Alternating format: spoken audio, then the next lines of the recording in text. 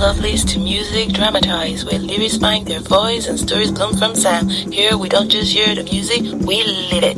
This story was sparked by a haunting question, a whisper Rema placed at the hearts of many.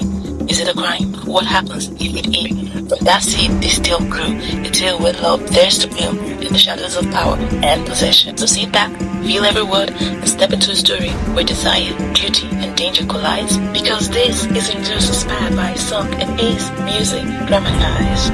In a luxurious party hall, K.O. performs on stage, confident and magnetic under the golden lights. His gaze scans the glamorous crowd until it lands on Amir entering the room. She's stunning. A flowing, form-fitting gown hugs her golden brown skin. Her long, curly hair cascades and waves. On her arm is Chief Rotimi, powerful and polished.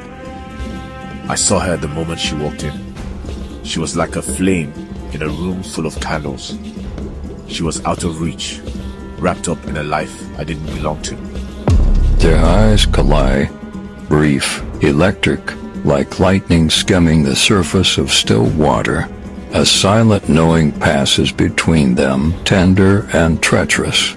But then, like a sinner flinching at the altar, Amira looks away. Her posture stiffens. Lips curve into a practiced smile. She curls her arm tighter around Chief Rotimi's, not out of affection, but as if clinging to duty. A graceful lie, draped in silk and restraint. Hey, I hope I'm not interrupting. Well, actually, we've kind of met before. Really? Yeah, at your birthday party 6 months ago. I performed. Our eyes met. Now that's new. I finally got you to smile. Now that's a win. So, you still remember me from back then? How could I forget? It was love at first sight. And the way you moved tonight, I knew I'd go to the ends of the world for you. You really deserve your title. Title? The Playboy, Mr. Smooth Talker. So? You fell for me at first sight too? What? You recognized me the moment I walked up. You've been watching me, haven't you?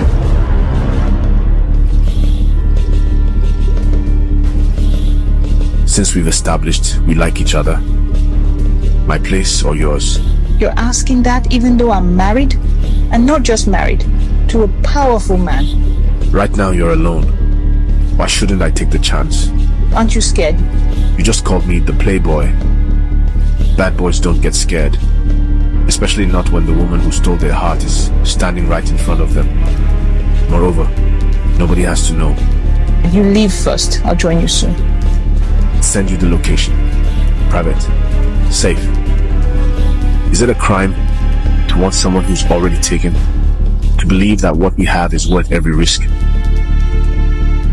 This can't last forever. I'm married, even if it feels broken. I know. And if you walk away, I won't stop you, but I'll never stop loving you.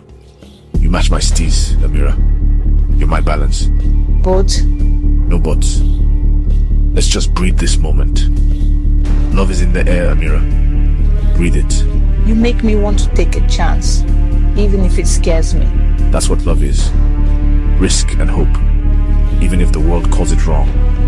Even if it's forbidden. It's still love. And that means something. In those moments, the world faded away. Just her and me, balancing on the edge of forever. When she moves, it's like the world stops. She's powerful, beautiful, unforgettable. With him, I feel alive, like I could leave it all behind. I'm torn between what I have and what I want. I'm not here to whine or rush you. I just want to be by your side. Together, we'll find the balance you deserve. Love isn't always easy. Sometimes it's choosing to stay, even when it hurts. Rain fell steady, unfeeling, like the sky itself refused to look away. He stood before her, soaked to the soul, yet unmoved by the cold. She faced him with a silence too heavy for words, her expression unreadable, like a locked door he once thought he held the key to. It's a hard decision to make. What's so hard about leaving a man you don't love? You said you wouldn't pressure me, that you wouldn't whine if I chose to leave. Well, things change, Amira. I love you too much not to fight for us. So please, give us one more chance. You do know that you don't love him, right? Love isn't everything. Will you give this a second thought? I'll love, cherish, and adore you. I'll always be available. I'll pamper you with everything in me. So won't you give us a chance? She looked down, not in shame, but in surrender, as though her heart had whispered yes, but the world demanded no. And then she turned.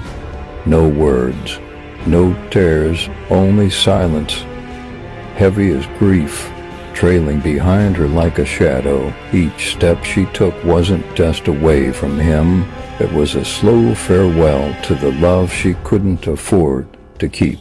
I thought you were the one, but you chose money over us. She slid into the sleek black SUV, not with hesitation, but with the grace of a woman who's made this choice before.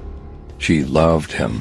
That much was true, but love had never wrapped her in velvet or opened doors carved in gold. She didn't choose the man who stirred her soul. She chose the life that quieted her fears, and as the engine hummed into the night, so did the lie she told herself, that comfort was enough.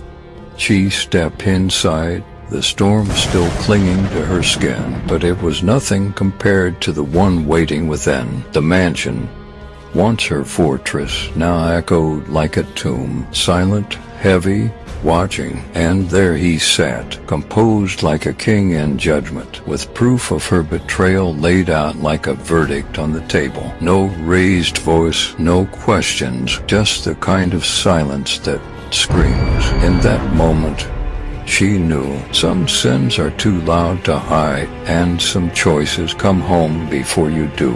Welcome home, my dear wife. I see you've been quite busy. You know, in all my years, I've learned that silence often tells the loudest truths. And tonight, my dear, the silence is deafening. The room doesn't explode. It implodes, quiet, slow, devastating. This is not the wrath of a man betrayed by love, but the wrath of one betrayed by loyalty. She turned away from love, chose the life she knew, the money, the power. But some choices come with a price.